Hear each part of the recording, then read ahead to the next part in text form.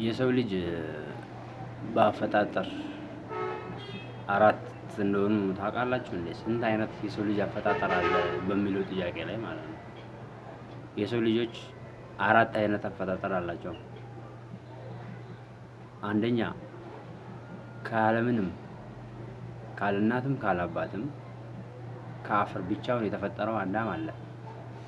ከዛስ ሁለተኛ ከአዳም የተፈጠረችው ሔዋን አለች። the living thing ማለት ነው። something created from the living things the living being already ከተፈጠረ ነገር የተፈጠረ ማለት ነው። አራተኛ በአዳምና በሔዋን መሃል በግንኙነት የሚፈጠር የሰው ልጅ አይነት አለ፣ እኛ ማለት ነው። አራተኛው ደግሞ ከሰው ልጅ ያለ ግንኙነት ከእናት ብቻ የተፈጠረው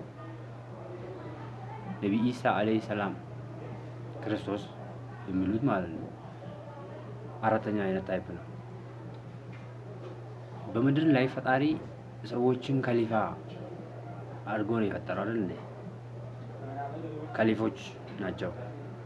I'm going to create the vicegerent of the earth የመሬት ገዢዎችን ለፈጠር ነው ነበር ያለው እና ከሊፎች ናቸው። እኛም ከሊፎች ነን።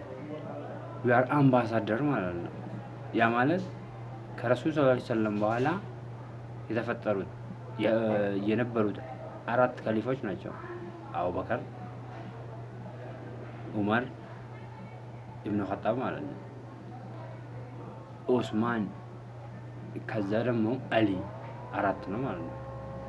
በየትኛውም በዓለም ላይ በየትኛውም የዓለም ሂስቶሪ ላይ የምታገኘው የትኛውም ዲክሽነሪ ላይ የምታገኘው ነገር ካለ there must be four people there must be እነሱ ማለት there must be somebody there must be nobody there must be anybody and there must be everybody እዚህ አራት ናቸው ማለት ነው።